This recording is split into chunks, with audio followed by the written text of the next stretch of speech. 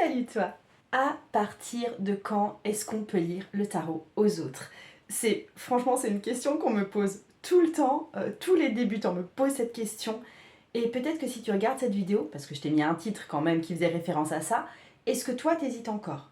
Est-ce que t'as peur de dire n'importe quoi si jamais tu tires le tarot aux autres, de te tromper, ou même d'être jugé par la personne à qui tu seras en train de faire ta lecture de tarot? Donc aujourd'hui dans cette vidéo, on va voir ensemble pourquoi c'est super dur de commencer à faire des lectures de tarot aux autres quand on débute. Ensuite, je vais te donner des méthodes simples et efficaces pour faire tes premières lectures de tarot aux autres, d'accord? Donc je te donne vraiment un point méthodologique. Ensuite, je te donne peut-être un élément pour savoir à partir de quand tu peux te sentir peut-être légitime pour faire même payer tes tirages aux autres. Et en bonus, j'ai évidemment, comme souvent, une ressource gratuite qui va bien t'aider. Alors, pourquoi c'est si compliqué de se lancer pour, tu vois, non seulement apprendre le tarot, mais en plus commencer à faire des lectures de tarot pour d'autres personnes qui ne sont pas juste toi toute seule avec ton petit carnet le matin et quand personne ne te voit, surtout, d'accord? En vrai, ce qu'il faut que tu saches, c'est que c'est pas les autres qui savent faire et toi tu sais pas faire. Personne se sent jamais vraiment prête à faire ce genre de choses. Et la plupart du temps, la peur qui vient bloquer, c'est sous trois angles. Déjà, on a super peur de faire une erreur, c'est-à-dire d'interpréter une carte et d'être mais complètement à côté de la plaque pour la personne à qui on est en train de lire cette carte. On a super peur de dire une grosse bêtise. Alors c'est non seulement cette peur d'être à côté de la plaque, mais peut-être de se tromper dans l'interprétation ou dans les mots-clés qui vont avec cette carte, de peut-être faire peur à la personne, de peut-être tirer une carte qui va mettre tout le monde mal à l'aise. Et aussi, comme je l'ai dit tout à l'heure, on a peur d'être jugé, que la personne qui est en face de nous va peut-être attendre une certaine chose qu'on n'est peut-être pas encore capable de lui donner, peut-être qu'elle va juger qu'on ne sait pas encore être suffisamment fluide avec toutes les cartes de tarot, peut-être qu'elle va se dire mais celle-là, elle ne maîtrise pas encore la totalité des 78 cartes de son jeu, et elle se permet de me faire une lecture de tarot, mais qu'est-ce que c'est que ce bordel? Et en fait, tout ça, tout ce que tu te dis à ce moment-là, ça repose sur une croyance, mais qui est on ne peut plus fausse, c'est que il existerait, quand tu fais un tirage de tarot pour une personne, il existerait une seule façon juste d'interpréter le tirage que tu viens de faire. Et c'est pas le cas. Pour te dire qui je suis, parce que je crois que je ne me suis pas encore présentée, je m'appelle Margot Robert Winterhalter. Et en fait, j'accompagne les gens qui sont passionnés de tarot depuis 2017. Je les accompagne de leur apprentissage vraiment du tarot, de ce que veulent dire les cartes, de comment les employer, jusqu'à vraiment la professionnalisation. Et en fait, pour moi, le tarot, quand il est utilisé comme un outil d'action, quand il est utilisé comme un outil de connaissance de soi, ça peut littéralement changer la vie et la rendre plus passionnante et la rendre plus sexy. Alors, j'ai une réponse hyper claire à t'apporter là-dessus. Tu peux lire le tarot aux autres dès le tout début de ton apprentissage, d'accord? Ça, c'est quelque chose qui est possible et je vais te dire comment faire juste après. Parce que ma perspective, c'est pas en étant le nez dans les bouquins qu'on apprend, c'est en pratiquant qu'on apprend le mieux. Et le fait de te forger de l'expérience, c'est ça qui va te rendre légitime, c'est ça qui va te rendre peu à peu de plus en plus fluide, et c'est ça qui va te permettre de gagner en confiance en toi avec tes lectures de tarot. Et il faut aussi savoir que pour moi, ton intuition, elle va fonctionner en miroir avec l'autre. Ce qui va te venir spontanément va souvent résonner très fort chez la personne face à toi. Avant d'aller plus loin, si tu hésites encore à te lancer soit dans l'apprentissage du tarot, soit vraiment dans le fait de lire le tarot pour les autres, je me dis que c'est peut-être parce que tu ne connais pas encore ton propre style de lecture, tu as du mal à évaluer ton expertise, tu as du mal à évaluer là où tu en es précisément, soit dans ton apprentissage, soit justement dans le fait de franchement, ça y est, tu commences à être vraiment bien dégourdi. Et en gros, je vais rattacher ça un petit peu au personnage de la cour, soit tu es en mode t'es une page, t'es curieuse, t'es à la découverte, soit t'es en mode chevalier, tu vois, en mode t'es passionné, t'es investi dans une espèce de mission tarologique, soit t'es une reine, plus du côté intuitif, soit t'es plutôt roi, du côté stratège, du côté comment poser des actions, du côté comment donner des conseils à partir d'une lecture de tarot. Et pour que tu ailles plus loin là-dedans, j'ai créé un quiz qui sera fun, un quiz qui sera révélateur et qui te permet de découvrir ton profil tarologique, genre en 5 minutes chrono. Donc dans ce quiz, ce que tu vas voir, c'est ton style unique de tirage, c'est ton niveau d'évolution en tant que lecteur ou que lectrice de tarot, et c'est tes forces et tes prochaines étapes pour progresser encore au niveau de tes lectures de tarot. Donc évidemment, c'est 100% gratuit, c'est disponible tout de suite, le lien est dans la description, tu peux faire ça, et puis nous on continue notre vidéo. Maintenant, les méthodes pour te lancer sans stress dans les tirages de tarot pour les autres. Si tu as vraiment besoin de débuter en douceur, si tu as vraiment besoin de ne pas te confronter à la personne qui te sollicite pour une lecture de tarot, parce qu'on va te solliciter pour des lectures de tarot, dès que tu vas dire oh, « j'ai un jeu de tarot chez moi, vous faites tout, j'ai acheté un livre pour m'apprendre à lire le tarot », les gens vont te dire « Ah, mais tu veux pas me lire le tarot parce que moi je me demandais si… » et tu seras sollicité à partir du moment où tu vas te mettre à parler de tes tarots. Donc si toi, tu as bien envie de lire le tarot pour les autres, mais que tu as encore très besoin de rester dans ta grotte et de ne pas être en confrontation avec les gens qui te demandent une lecture, tu peux faire tout simplement un tirage avec un compte-rendu écrit que tu enverras par WhatsApp ou par mail ou comme tu as envie, d'accord ? Et là, à ce moment-là, tu vas même pouvoir t'aider du manuel de tarot que tu as à la maison, de mon livre, attends. Tu vois, il y a un coffret qui a sorti pas longtemps, il y a un jeu de tarot dedans. C'est le Rider-Waite-Smith revisité. Et en fait, le livre que tu as là-dedans, c'est exactement la même chose que mon livre Tarot pratique qui te permet d'interpréter n'importe quelle carte de tarot dans n'importe quelle position de tirage. Donc tu peux t'aider d'un ouvrage que tu as déjà chez toi ou de mon ouvrage à moi. Je te mets la référence de toute façon en lien en dessous pour pouvoir peu à peu analyser tout ton tirage. Ou tu peux aussi te servir de Vocotaro si tu aimes bien mes outils. Vocotaro, en fait, c'est un répertoire audio des cartes de tarot. Et ça te permet, en fait, quand tu branches Vocotaro, tu dis la carte que tu as tirée. Par exemple, tu as tiré un 2 de coupe. Et Vocotaro va te donner en 1 minute l'interprétation du 2 de coupe et va t'aider à l'interpréter selon les circonstances de ta lecture de tarot. Donc ça aussi, c'est un bon outil dont tu peux te servir pour prendre tes notes à l'écrit pour délivrer une lecture de tarot qui sera faite à l'écrit avec un compte-rendu écrit. Donc ça, c'était vraiment le premier truc que je voulais te donner qui empêchait d'être vraiment dans cette confrontation qui pouvait être encore stressante pour toi. Ensuite, ce que je te propose, si tu es vraiment face à la personne, déjà je te propose de choisir vraiment une personne bienveillante pour démarrer, mais ensuite tu vas pouvoir construire ta lecture de tarot vraiment de façon conjointe avec cette personne. Déjà, tu vas vraiment assumer ton statut de débutante. Tu vas dire clairement que tu es en train de t'entraîner, que tu vas peut-être hésiter sur certaines cartes, que c'est vraiment un début de parcours pour que la personne comprenne aussi où tu en es. Et ensuite, tu vas pouvoir rendre la lecture interactive. Par exemple, tu vas dire, tu vois, si toi tu bloques un peu sur ce 8 de denier, tu vas pouvoir lui demander, écoute, qu'est-ce que toi t'évoques cette carte ? Et la personne, elle va te dire, oh, c'est quelqu'un qui compte ses sous, c'est quelqu'un qui travaille, c'est quelqu'un qui est concentré, c'est quelqu'un qui est vieux. Enfin, elle va te dire un peu sa perspective à elle sur cette carte. Ou alors, tu vois, tu vas tirer une carte et tu vas lui dire, alors normalement, un 9 d'épée, ça veut dire ça et ça et ça, mais pour toi, si ce personnage pouvait parler, qu'est-ce qu'il serait en train de dire ? Et la personne face à toi va te dire ce que pour lui, ou ce qui pour elle, dirait cette femme qui est là sur le 9 d'épée. Et donc tu vois, tu vas pouvoir comme ça construire ton tirage en collaboration avec les ressentis de l'autre aussi sur les cartes que vous allez tirer de façon conjointe. Ensuite, autre point de méthode, c'est honnêtement, exprime ce qui te vient spontanément. Exprime ce qui te saute aux yeux. Ne va pas forcément chercher trop loin dans ta tête de « oh là là, 8 d'épée ». Alors 8 d'épée, c'est quoi la définition du 8 d'épée ? C'est une forme d'emprisonnement, mais je ne sais plus bien. C'est quoi le 8 d'épée déjà ? Dis ce qui te saute aux yeux. Cette personne ne peut pas y voir clair.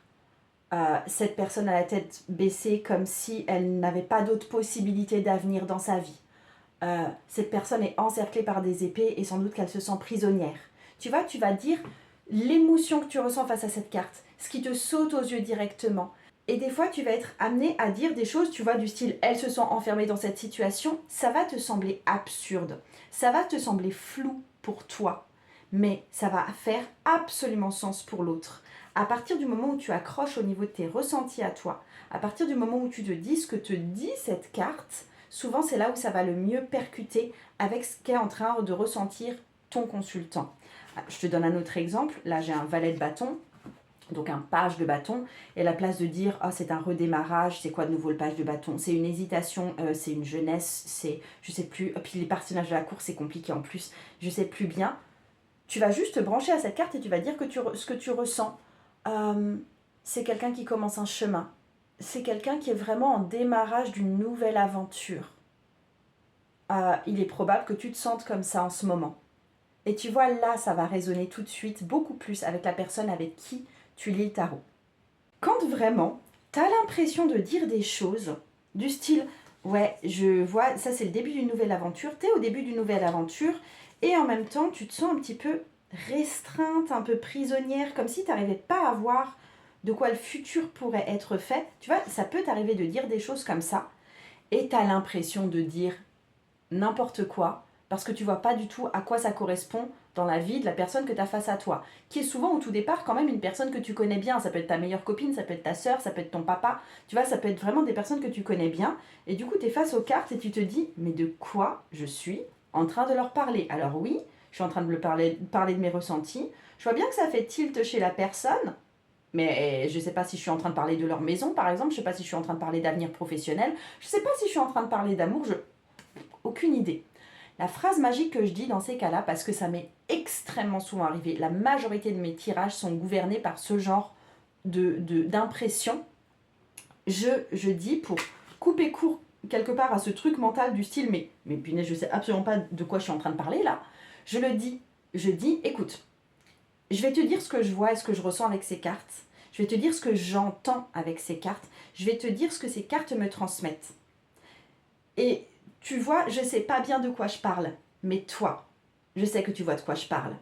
Et la personne, souvent, ça lui fait tilt et elle voit de quoi tu parles. La personne, à chaque fois que je lui dis cette phrase, voyait toujours ce dont je parlais. Autre technique que je voulais un petit peu te donner, qui est aussi une construction en collaboration avec l'autre personne, c'est la technique du tirage vraiment en face à face, qui va être évolutive avec un tirage qui va se construire au fur et à mesure de la discussion que tu as avec cette personne. Je t'explique ça. En fait, tu vas être là avec ton tarot et vous allez partir d'une interrogation du consultant.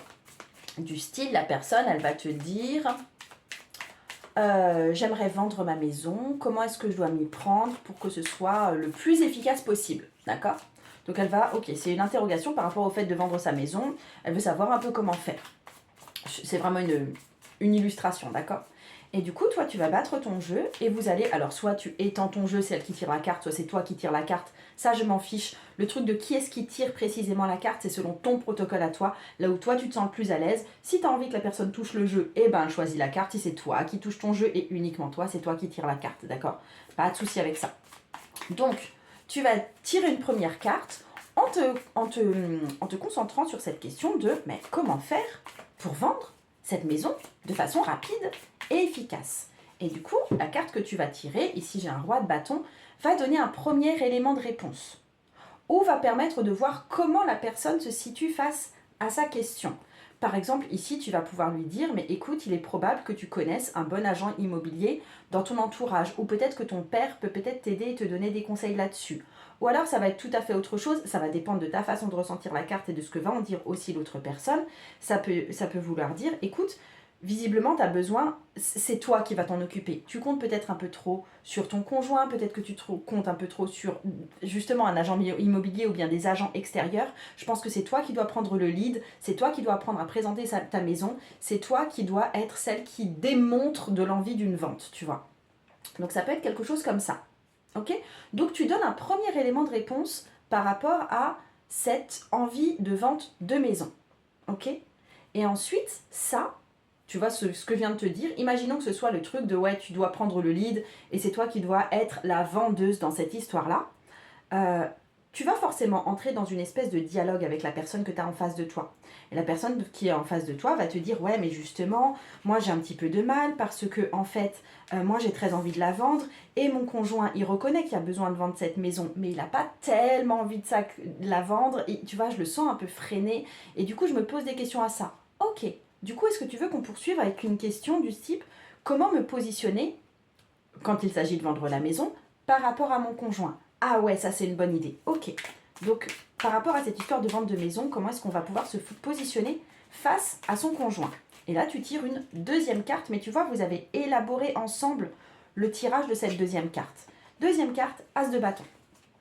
Deuxième carte, As de bâton. Et là, tu vas, comme je te l'ai fait pour le roi de bâton, tu vas élaborer ta réponse, poursuivre par une discussion avec la personne que tu as en face de toi, et vous allez proposer d'aller encore tirer une autre carte par rapport à ce qui émerge à ce moment-là. D'accord? Là, ça va être, par exemple, un as de bâton, ça peut vouloir évoquer des passions, ça peut vouloir dire, écoute, moi je suis toujours très très passionnée, etc. Lui, il est toujours un peu en retrait, je sens que c'est moi qui dois forcément toujours être moteur. Et je pense que je suis aussi un peu fatiguée de moi toujours devoir être moteur. Ok, est-ce que tu veux voir comment régler ça? Et donc, on prend encore une carte de tarot. Et tu vas toujours tirer une autre carte selon la discussion qui émerge à partir des cartes qui sont déjà tirées et des questions qui ont été soulevées. Et le tirage va comme ça se construire au fur et à mesure comme un dialogue entre toi, cette personne, le tarot. En général, quand tu entres dans ce type de tirage, tu vas arriver sur un nombre final de 4 ou 5 cartes. Souvent, c'est déjà suffisant, ça a déjà bien nourri la réflexion personnelle de la personne et ça a bien replanté le décor autour de sa question. Donc, tu vas pouvoir aller en profondeur sur chaque carte au lieu de t'éparpiller si tu vois, si tu avais tout de suite mis tout un tirage de cartes en 5 cartes devant toi sans savoir par quel bout le prendre. Donc là, avec tous les points un peu méthodologiques que je viens de te donner, tu es capable normalement de prendre ton tarot et dès cet après-midi ou dès demain matin, de proposer une lecture de tarot pour une personne que tu aimes bien. Et je sais maintenant la question que tu te poses. La question que tu te poses, c'est Margot, si un jour je veux quand même me professionnaliser, même si c'est pas forcément pour juste gagner ma vie avec ça, mais si un jour j'ai envie de faire payer pour des tirages de tarot, c'est à partir de quand que tu penses que je peux me faire payer pour faire des tirages de tarot? C'est souvent la question qui vient après le quand est-ce que je peux tirer le tarot pour les autres. Donc c'est pour ça que je la soulève ici. En fait, la réponse peut être assez simple. Je pense qu'il faut que tu te fixes une limite claire pour te sentir légitime. Ça peut, et en général, la limite claire, c'est en termes d'expérience que tu vas acquérir. Tu vois, j'avais suivi une youtubeuse en ligne et j'avais bien aimé ce qu'elle avait dit à ce sujet. Elle est américaine et elle s'était dit, ben, je me suis mise à apprendre le tarot, je me suis mise à faire beaucoup de tirages de tarot pour moi, pour les autres. Et je me suis dit que à partir du moment où j'aurais fait 100 tirages de tarot pour les autres, noté dans mon journal et tout, elle tenait des journaux, c'était très très joli. À partir du moment où j'aurais fait 100 tirages de tarot aux autres, même des petits tirages, eh ben, je pourrais considérer que j'aurais assez pratiqué et que du coup, à partir de mes 100 tirages à d'autres personnes, je pourrais commencer à demander de l'argent en échange de mes tirages de tarot. Alors, le chiffre que je te donne de 100, il est complètement arbitraire et je l'ai piqué d'ailleurs chez quelqu'un d'autre, comme je te l'ai dit, c'est Fables Den, la chaîne. Mais en fait, ça t'aide à mettre un cadre et à passer à l'action. Donc toi aussi, tu peux te mettre un chiffre arbitraire. Et si tu veux pas forcément te faire payer des sommes, fixées à l'avance, tu peux peut-être toi te dire que tu ne vas faire que, je sais pas, 50 lectures de tarot à d'autres personnes avant de passer en mode payant. Et les lectures de tarot payantes que tu feras à cette occasion-là, ce sera des lectures de tarot à prix libre. Tu vois, je pense commencer à me faire rémunérer pour mes tirages de tarot. Et du coup, ce que je te propose, c'est un tirage de tarot. Mais toi, tu me donneras la rémunération que tu veux, toi. Ça peut être du 3 euros, ça peut être du 90 euros. Mais tu vois, en gros, tu laisses ça complètement libre. Et la personne qui, en général, c'est des personnes que tu connais en plus, vont pouvoir te donner une participation complètement libre. Ce sera moins complexant pour toi au niveau financier. J'en ai fini avec mes explications avant de se quitter. Je veux que tu comprennes quel type de lectrice de tarot tu es, donc tu prends 5 minutes et tu fais ton quiz, je t'ai mis le lien en dessous. C'est gratuit, ça te donnera plein d'infos sur ton style de lecture. Dis-moi en commentaire aussi le résultat que tu as eu parce que je suis super curieuse comme d'habitude. Et puis sinon, allez, on se met un coup de pied au cul et on va tirer le tarot pour les autres. Je t'embrasse. Ciao.